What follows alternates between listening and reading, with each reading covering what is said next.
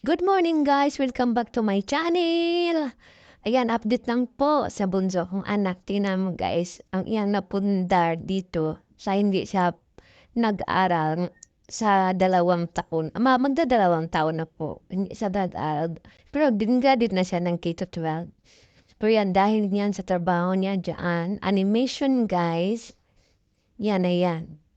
Yan lahat na yan guys, yan ang napundar niya. Umpisa nung hindi siya nag-aral na college. Ayan.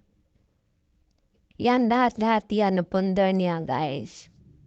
Hindi biro din ang nagastos niya dyan. Ang lalaki-laki. Lalo na ngayon, mahal na palitunon. Yan. Nagtabi pa siya at nasa tabi niya ang buko. Yan guys. Yan ang bunso kong anak. Yan. Yan. O tingnan mo naman yan buhok guys. Ang haba-haba guys. Since birth, hindi talaga yan pinutulan guys. Sana yung guys, abot sahig na ang buhok niya pag makaupo. Yan. Nakatali yan. Ang haba-haba talaga ng buhok niyan guys. Tingnan mo.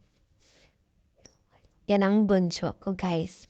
Pati ang ate niya guys, ang panganay ko, ang eldest daughter ko, mahaba din ang buhok. Pero hindi talaga kasing haba dito sa buhok ng bunso. Yan. Lingit. Yan. Dito po nagtatapos ang ating video. Thank you for watching and don't forget to subscribe my channel and follow my page. Bye-bye guys! To God be the glory.